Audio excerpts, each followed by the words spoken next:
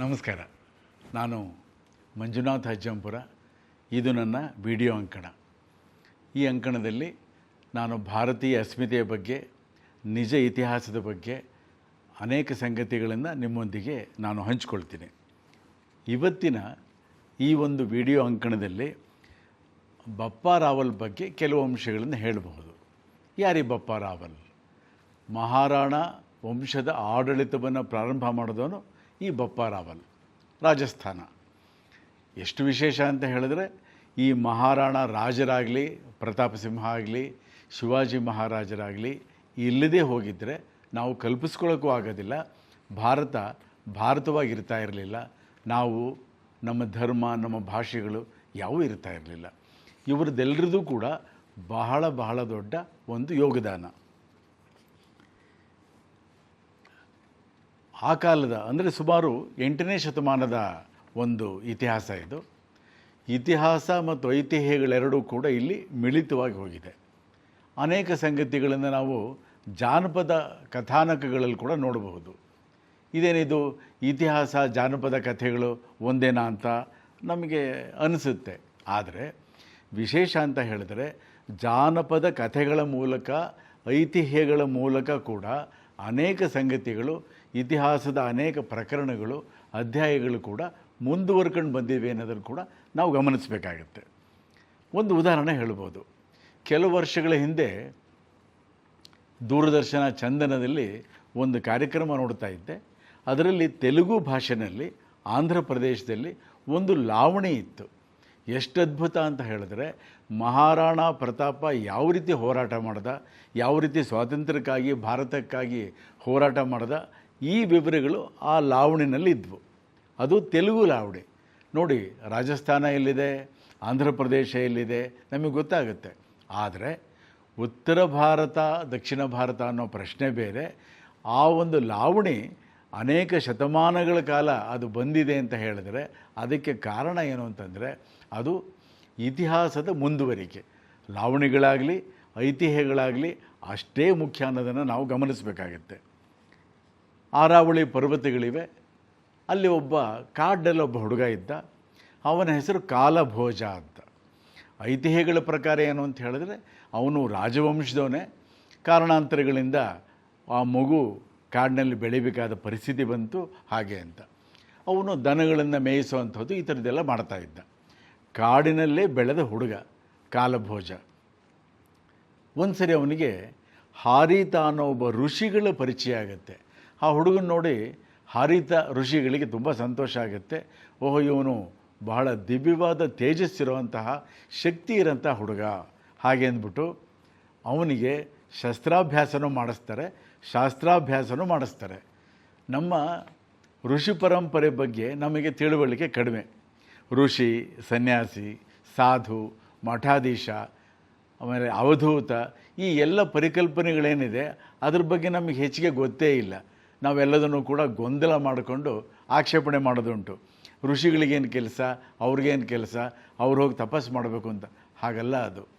ನಮ್ಮ ಆರ್ಷ ಚಿಂತನೆಗಳನ್ನು, ಭಾರತೀಯ ಚಿಂತನೆಗಳನ್ನು, ಧಾರ್ಮಿಕ ಚಿಂತನೆಗಳನ್ನು, ರಾಜ್ಯಭಾರವನ್ನು ಎಲ್ಲವನ್ನೂ ಕೂಡ ಮುಂದುವರಿಸ್ಕೊಂಡು ಬರೋದಕ್ಕೆ ಈ ಋಷಿ ಪರಂಪರೆದು ಬಹಳ ದೊಡ್ಡ ಕೊಡುಗೆ.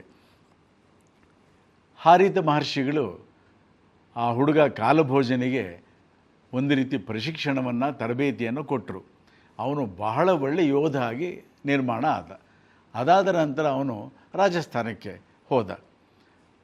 ಅಲ್ಲಿ ಹೋದಾಗ ಗೊತ್ತಾಯಿತು ಅವನಿಗೆ, 7ನೇ ಶತಮಾನದಲ್ಲಿ ಅರಬ್ ಸೇನೆ ಇದೆ, ಅದು ಆಕ್ರಮಣ ಮಾಡಿ ಬರ್ತಾ ಇದೆ. ಈ ಪಾಶವಿ ಸೇನೆ ಸಿರಿಯಾ, ಪರ್ಷಿಯಾ, ಉತ್ತರ ಆಫ್ರಿಕಾ ಎಲ್ಲದನ್ನೂ ಕೂಡ ನಾಶ ಮಾಡಿ ಸಿಂಧ್ ಪ್ರಾಂತವನ್ನು ಕೂಡ ಗೆದ್ದಿದೆ ಅಂತ. ಸಿಂಧ್ ಪ್ರಾಂತದ ರಾಜ ದಾಹಿರನ್ನು ಕೂಡ ಕೊಲ್ಲಲಾಯಿತು, ಹಾಗೆ ಅಂತ. ಈ ಎಲ್ಲ ಸಂಗತಿಗಳು ಗೊತ್ತಾಗುತ್ತೆ. ಆ ಕಾಲಭೋಜ ಆ ಒಂದು ಕಾರಣಕ್ಕೆ ಒಂದು ಸೈನ್ಯವನ್ನೇ ನಿರ್ಮಾಣ ಮಾಡ್ತಾರೆ.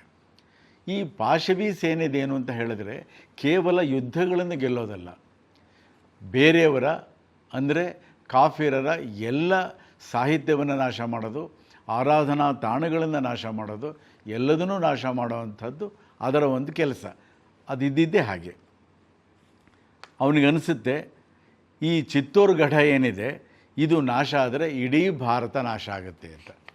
ಆ ಯುವಕ ಅವನು ತರಬೇತಿ ಪ್ರಶಿಕ್ಷಣ ಸಿಕ್ಕಿದೆ, ಒಂದು ಪಡೆ ಕಟ್ತಾ ಇದ್ದಾನೆ. ಅವನಿಗನ್ನಿಸುತ್ತೆ ಇದೊಂದು ದೊಡ್ಡ ಪಡೆ ಕಟ್ಟಬೇಕು, ಉಳಿಸ್ಬೇಕು, ರಾಜಸ್ಥಾನವನ್ನು ಉಳಿಸ್ಬೇಕು, ರಜಪೂತರನ್ನು ಉಳಿಸ್ಬೇಕು, ಭಾರತವನ್ನು ಉಳಿಸ್ಬೇಕು ಅಂತ ಒಂದು ಸಂಕಲ್ಪ ಮಾಡ್ತಾನೆ. ತುಂಬ ಒಳ್ಳೆಯ ಪ್ರಶಿಕ್ಷಣ ಸಿಕ್ಕಿರುತ್ತೆ ಅವನಿಗೆ. ಇಡೀ ದೇಶದ ಬಗ್ಗೆ ಒಂದು ಜ್ಞಾನ ಇರುತ್ತೆ, ತಿಳುವಳಿಕೆ ಇರುತ್ತೆ, ಮಾಹಿತಿ ಇರುತ್ತೆ.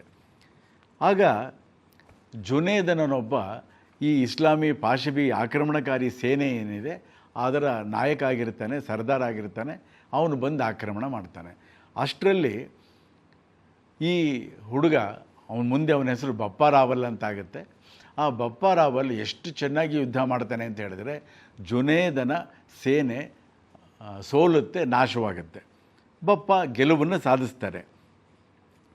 ಅವನಿಗೆ ಆಗ ಗೊತ್ತಾಗುತ್ತೆ ಈ ಅರಬ್ ಸೇನೆ ಏನು ಆಕ್ರಮಣ ಮಾಡ್ತಾ ಇದೆ ಇದರ ದೃಷ್ಟಿ ರಾಜಸ್ಥಾನ, ಗುಜರಾತ ಎಲ್ಲ ಪ್ರಾಂತ್ಯಗಳ ಮೇಲಿದೆ, ರಾಜ್ಯಗಳ ಮೇಲಿದೆ ಹಾಗೆ ಅಂತ. ಹಾಗಾಗಿ ಬಹಳ ಒಳ್ಳೆಯ ಕಾರ್ಯತಂತ್ರವನ್ನು ಮಾಡ್ತಾನೆ. ಇದನ್ನು ಕೂಡ ನಾವು ನೆನಪಿಟ್ಕೋಬೇಕು. ಏನು ಮಾಡ್ತಾನೆ ಅಂತ ಹೇಳಿದರೆ, ಒಂದು ಕಡೆ ಗುರ್ಜರ ಪ್ರತಿಹಾರರು ಇರ್ತಾರೆ, ರಜಪೂತರು ಇದ್ದೇ ಇರ್ತಾರೆ. ಇವರೆಲ್ಲರನ್ನೂ ಕೂಡ ಬೇರೆಯವ್ರನ್ನೂ ಸೇರಿಸಿ, ಗುರ್ಜರ ಪ್ರತಿಹಾರರು, ರಜಪೂತರು ಮತ್ತು ಬೇರೆಯವರು ಎಲ್ಲರನ್ನೂ ಕೂಡ ಒಟ್ಟುಗೂಡಿಸೋ ಕೆಲಸ ಮಾಡ್ತಾನೆ. ಇದು ನಮ್ಮ ಇತಿಹಾಸವನ್ನು ಗಮನಿಸಿದಾಗ ಗೊತ್ತಾಗುತ್ತೆ ಎಷ್ಟು ಅದ್ಭುತವಾದ್ದು ಹಾಗೆ ಅಂತ. ಆಮೇಲೆ ಇನ್ನೊಂದನ್ನು ನೋಡ್ತಾನೆ ಅವನು, ಈ ಆರಾವಳಿ ಪರ್ವತಗಳೇನಿದೆ ಇದನ್ನೇ ಸ್ವರಕ್ಷಣೆಯ, ಆತ್ಮರಕ್ಷಣೆಯ ಒಂದು ಆಯುಧ ಮಾಡ್ಕೋಬಹುದು, ಗುರಾಣಿ ಮಾಡ್ಕೋಬಹುದು ಹಾಗೆ ಅಂತ. ಅಲ್ಲಿ ಯಾರ್ಯಾರು ವನವಾಸಿಗಳಿರ್ತಾರೆ ಮತ್ತು ಆ ಪ್ರದೇಶದಲ್ಲಿ ವಾಸ ಮಾಡೋರು ಇರ್ತಾರೆ ಅವರೆಲ್ಲರೂ ಕೂಡ, ಇವನು ಕೂಡ ಸ್ವತಃ ಆರಾವಳಿ ಪರ್ವತಗಳ ನಡುವೆ ಬೆಳೆದವನು.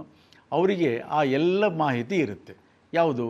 ಯಾವುದು ರಸ್ತೆಗಳಿದೆ, ಎಲ್ಲಿ ನೀರು ಸಿಕ್ಕುತ್ತೆ, ಎಲ್ಲಿ ಆಹಾರ ಸಿಕ್ಕುತ್ತೆ, ಎಲ್ಲಿ ರಥಗಳು, ಆನೆಗಳು, ಒಂಟೆಗಳು, ಕುದುರೆಗಳು ಹೋಗೋದು ಕಷ್ಟ, ಎಲ್ಲ ಮಾಹಿತಿನೂ ಇರುತ್ತೆ. ಬಪ್ಪ ರಾವಲ್ಗೂ ಇರುತ್ತೆ. ಮತ್ತು ಆ ಪ್ರದೇಶದಲ್ಲಿರೋ ಯಾರು ವನವಾಸಿಗಳು, ಮೂಲ ನಿವಾಸಿಗಳಿರ್ತಾರೋ ಅವ್ರಿಗೂ ಇರುತ್ತೆ. ಆ ಎಲ್ಲರನ್ನೂ ಕೂಡ ಒಟ್ಟಿಗೂಡಿಸಿ ಅದ್ಭುತವಾದ ಒಂದು ಸೇನೆಯನ್ನು ನಿರ್ಮಾಣ ಮಾಡ್ತಾನೆ. ಈ ದಿಢೀರ್ ಆಕ್ರಮಣಗಳ ಬಗ್ಗೆ ನಾವು ಕೇಳ್ತೀವಿ. ಮುಂದೆ ನಾವು ಇತಿಹಾಸದಲ್ಲಿ ಶಿವಾಜಿ ಮಹಾರಾಜರ ವಿಷಯನೂ ಬರುತ್ತೆ. ಯಾವ ರೀತಿ ದೊಡ್ಡ ಸೇನೆಯನ್ನು ಎದುರಿಸಬೇಕಾದ್ರೆ ನಮ್ಮ ಶಕ್ತಿ ಕಡಿಮೆ ಇದ್ದಾಗ ಯಾವ ರೀತಿ ದಿಢೀರ್ ಆಕ್ರಮಣಗಳನ್ನು ಮಾಡಬಹುದು ಅಂತ, ಯಶಸ್ವಿಯಾಗಿ ಮಾಡಬಹುದು ಅಂತ. ಕೆಲವರನ್ನು ಮೈದಾನದಲ್ಲಿ, ಓಪನ್ ಫೀಲ್ಡಲ್ಲಿ ಒಂದು ಯುದ್ಧ ಮಾಡುವಂಥದ್ದು ಕಷ್ಟ, ಆದರೆ ಇದು ಒಂದು ಕಾರ್ಯತಂತ್ರವಾಗಿ ಮಾಡ್ತಾರೆ. ಯಾಕೆ ಅಂತ ಹೇಳಿದರೆ ಬರ್ತಾ ಇರೋವಂಥದ್ದು ಇಸ್ಲಾಮಿನ ಬಹಳ ದೊಡ್ಡ ಆಕ್ರಮಣಕಾರಿ ಪಾಶವಿ ಸೇನೆ. ಇದನ್ನು ಕೂಡ ಒಂದು ಕಾರ್ಯತಂತ್ರವಾಗಿ ಮಾಡ್ತಾನೆ. ಸಿಂಧ್, ಮುಲ್ತಾನ್, ಕಾಬೂಲ್, ಘಜನಿ ಇದನ್ನು ನಾವು ಭೂಪಟಗಳಲ್ಲಿ ನೋಡಿದಾಗ ಗೊತ್ತಾಗುತ್ತೆ ಎಷ್ಟು ದೊಡ್ಡ ಒಂದು ಹೋರಾಟವನ್ನು ಮಾಡ್ತಾನೆ, ಪ್ರತಿರೋಧವನ್ನು ಮಾಡ್ತಾನೆ ಅಂತ ಹೇಳಿದ್ರೆ ಆ ಅರಬ್ ಸೇನೆ ಏನು ಬಂದಿದೆ ಅದನ್ನು ಇವನು ಬಪ್ಪ ರಾವಲ್ ಮತ್ತು ಅವನ ಸಹವರ್ತಿಗಳು ಎಲ್ಲರೂ ಒಟ್ಟುಗೂಡಿರ್ತಾರೆ, ಓಡಿಸ್ತಾರೆ. ಅಂದರೆ ಯುದ್ಧದಲ್ಲಿ ಸೋಲಿಸೋದು ಮಾತ್ರ ಅಲ್ಲ, ಅವರ ಮೂಲೋತ್ಪಾಟನೆ ಮಾಡಬೇಕು ಹಾಗೆ ಅಂತ. ಇವತ್ತು ನಾವು ಭೂಪಟದಲ್ಲಿ ನೋಡಿದಾಗ ಗೊತ್ತಾಗುತ್ತೆ ಎಷ್ಟು ದೂರ ಇದೆ ಅಂತ. ಕೇವಲ ಯುದ್ಧದಲ್ಲಿ ಸೋಲಿಸ್ಬಿಟ್ಟು ಕಳಿಸೋವಂಥದ್ದಲ್ಲ, ಅವರನ್ನು ಗಡಿಗಳ ದಾಟಿ, ಸಾಂಸ್ಕೃತಿಕ ಭಾರತದ ಗಡಿಯನ್ನು ದಾಟಿ ಓಡಿಸೋವಂಥದ್ದೇನಿದೆ ಈ ಕೆಲಸ ಮಾಡ್ತಾನೆ. ಇದು ಬಪ್ಪ ರಾವಲ್ದು ಬಹಳ ಅದ್ಭುತವಾದ ಕಾರ್ಯತಂತ್ರ. ಸಿಂಧ್, ಮುಲ್ತಾನ್, ಕಾಬೂಲ್ ಇವತ್ತವೆಲ್ಲ ಪಾಕಿಸ್ತಾನ ಮತ್ತು ಅಫ್ಘಾನಿಸ್ತಾನದಲ್ಲಿ ಕಾಣಬಹುದು. ಆ ಘಜನಿ ಏನಿದೆ, ಘಜನಿವರೆಗೆ ಅವನು ಓಡಿಸ್ಕೊಂಡು ಹೋಗ್ತಾನೆ ಮತ್ತು ಈ ಕಡೆ ಬರಬಾರದು. ಹಾಗಾಗಿ ಅನೇಕ ವರ್ಷಗಳ ಕಾಲ ಇಸ್ಲಾಮಿನ ಸೇನೆ ಈ ಕಡೆ ಬರೋದಕ್ಕೆ ಸಾಧ್ಯವಾಗಲ್ಲ. ಆ ರೀತಿ ಅವರಿಗೆ ಏಟು ಬಿದ್ದಿರುತ್ತೆ. ನೋಡಿ, ಇವತ್ತು ರಾವಲ್ಪಿಂಡಿ ಏನಿದೆ ಪಾಕಿಸ್ತಾನದಲ್ಲಿ, ಭಾಳ ಜನಕ್ಕೆ ಗೊತ್ತಿಲ್ಲ. ಆ ರಾವಲ್ಪಿಂಡಿ ಹೆಸರು ಬಂದಿದ್ದೇನೆ ಈ ಬಪ್ಪ ರಾವಲ್ ಕಾರಣಕ್ಕೆ. ರಾವಲ್ ಏನಿದ್ದ, ಅವನ ಸೇನೆ ಏನಿತ್ತು, ಆ ಸೇನೆಯ ಶಿಬಿರಗಳಿದ್ದ ಕಾರಣಕ್ಕೆ ರಾವಲ್ಪಿಂಡಿನ ಒಂದು ಹೆಸರು ಬಂತು. ಅನಂತರ ಅವನು ತನ್ನ ಗುಹಿಲ್ ರಾಜ್ಯವನ್ನು, ಸಾಮ್ರಾಜ್ಯವನ್ನು ಸ್ಥಾಪನೆ ಮಾಡಿದ, ಸಾಮ್ರಾಜ್ಯದ ವಿಸ್ತರಣೆಯನ್ನು ಮಾಡಿದ. ಬಹಳ ಒಳ್ಳೆಯ ಕೋಟೆಗಳನ್ನು ನಿರ್ಮಾಣ ಮಾಡಿದ, ಭಾಳ ಒಳ್ಳೆಯ ಆಡಳಿತವನ್ನು ಕೂಡ ಕೊಟ್ಟ. ಸುಮಾರು 8ನೇ ಶತಮಾನದ 728ರಲ್ಲಿ ಅವನು ಈ ಮಹಾರಾಣಾಗಳ ರಾಜ್ಯವನ್ನು ಸ್ಥಾಪನೆ ಮಾಡಿದ. ಇದು ಕೂಡ ಬಹಳ ಪ್ರಮುಖವಾದ್ದು. ಸುಮಾರು 1000 ವರ್ಷಗಳ ಕಾಲ ಏನು ಆಕ್ರಮಣಕಾರಿ ಸೇನೆಗಳಿತ್ತು, ಆ ಸೇನೆಗಳನ್ನು ಸದೆ ಬಡಿದಿದ್ದು, ಪ್ರತಿರೋಧವನ್ನು ತೋರಿದ್ದು, ಸೋಲಿಸಿದ್ದು, ಇದೆಲ್ಲದೂ ಕೂಡ ಬಪ್ಪಾರಾವಲ್ ಮತ್ತು ಅನಂತರದ ಎಲ್ಲ ಮಹಾರಾಣ ಅವರು ಬಹಳ ಅದ್ಭುತವಾದ ಒಂದು ಸಾಧನೆಯನ್ನು ಮಾಡಿದ್ರು. ನಾವು ಮಹಾರಾಣಾ ಕುಂಭನ ಬಗ್ಗೆ ಕೇಳ್ತೀವಿ, ಮಹಾರಾಣಾ ಸಂಘ ಬಗ್ಗೆ ಕೇಳ್ತೀವಿ, ಮಹಾರಾಣಾ ಪ್ರತಾಪನ ಬಗ್ಗೆ ಹೇಳಬೇಕಾದ್ದೇ ಇಲ್ಲ. ಅಷ್ಟು ದೊಡ್ಡ ಸಾಧನೆ ಅವನ ಮಗ ಅಮರ್ ಸಿಂಗ್ ಬಗ್ಗೆ ಕೂಡ ಹೆಚ್ಚು ವಿವರಗಳು ನಮ್ಮ ಪಠ್ಯಪುಸ್ತಕಗಳಲ್ಲಿಲ್ಲ.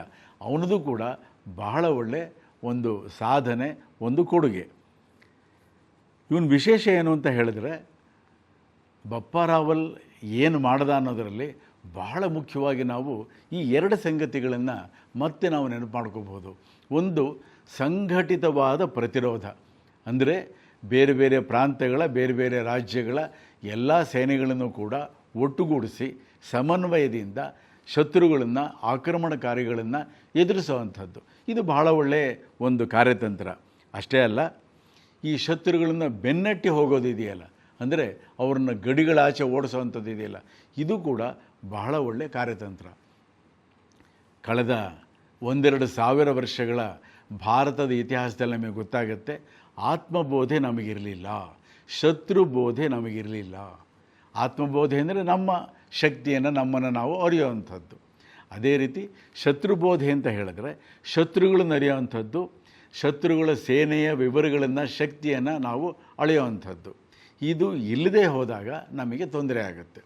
ಪೃಥ್ವಿರಾಜ ಬಹಳ ದೊಡ್ಡ ವೀರ, ಗೊತ್ತೇ ಇದೆ ನಮಗೆ, ಅನೇಕ ಬಾರಿ ಗೆದ್ದಿದ್ದೂ ಇದೆ. ಆದರೆ ಅವನು ಗೆದ್ದ ನಂತರ ಆಕ್ರಮಣಕಾರಿಗಳಿಗೆ ಅನಗತ್ಯವಾಗಿ ಅವನು ಕಾರುಣ್ಯವನ್ನು ತೋರಿಸ್ದ, ಕ್ಷಮಿಸ್ದ. ಆದರೆ ಯಾವ ಘೋರಿ ಈ ಪೃಥ್ವಿರಾಜನ ಮೋಸದಿಂದ ಗೆದ್ದನೋ ಅವನು ಯಾವ ಕರುಣೆಯನ್ನು ತೋರಿಸಲಿಲ್ಲ. ಹಾಗಾಗಿ ಭಾರತಕ್ಕೆ, ಭಾರತದ ಇತಿಹಾಸಕ್ಕೆ ತುಂಬ ತೊಂದರೆ ಆಯಿತು. ನಮಗೆ ಆತ್ಮಬೋಧೆನೂ ಬೇಕು, ಶತ್ರುಬೋಧೆನೂ ಬೇಕು. ಇಲ್ಲಿ ಬಪ್ಪಾರಾವಲ್ದ ವಿಶೇಷ ಅಂತ ಹೇಳಿದ್ರೆ ಆ ಶತ್ರುಗಳನ್ನು ಓಡಿಸಿದ್ದು ಮತ್ತು ಬಹುಪಾಲು ಮೂಲೋತ್ಪಾಟನೆ ಮಾಡಿದ್ದು ಬಹಳ ಅದ್ಭುತವಾದ್ದು. ಇವತ್ತು ಭೂಪಟಗಳಲ್ಲಿ ನೋಡಿದಾಗ ಗೊತ್ತಾಗುತ್ತೆ ಎಷ್ಟು ದೂರ ಇತ್ತು ಹಾಗೆ ಅಂತ. ಇದು ಈ ಮಹಾರಾಣಾ ವಂಶದವರನ್ನು, ಸಿಸೋಡಿಯಾ ವಂಶದವರನ್ನು ಏನೊಂದು 1000 ವರ್ಷಗಳ ಆಡಳಿತ ಮಾಡಿದ್ರು, ಇವರನ್ನ ಸ್ಮರಿಸ್ತಾ ಇದ್ದೀವಿ, ಸ್ಮರಿಸಬೇಕು. ಬಪ್ಪಾರಾವಲ್ದು ಈ ಒಂದು ಪರಂಪರೆಯ ಮೊದಲ ರಾಜ. ಅವನು ಬಹಳ ದೊಡ್ಡ ಒಂದು ಯೋಗದಾನವನ್ನು ಕೊಟ್ಟಿದ್ದಾನೆ. ನಮಸ್ಕಾರ ಬಂಧುಗಳೇ. ಇಂಟ್ರೆಸ್ಟಿಂಗ್ ಮತ್ತು ಇನ್ಫಾರ್ಮೇಟಿವ್ ವಿಡಿಯೋಗಳನ್ನು ಮಿಸ್ ಮಾಡ್ಕೋಬೇಡಿ. ಈಗಲೇ ಸಬ್ಸ್ಕ್ರೈಬ್ ಮಾಡಿ.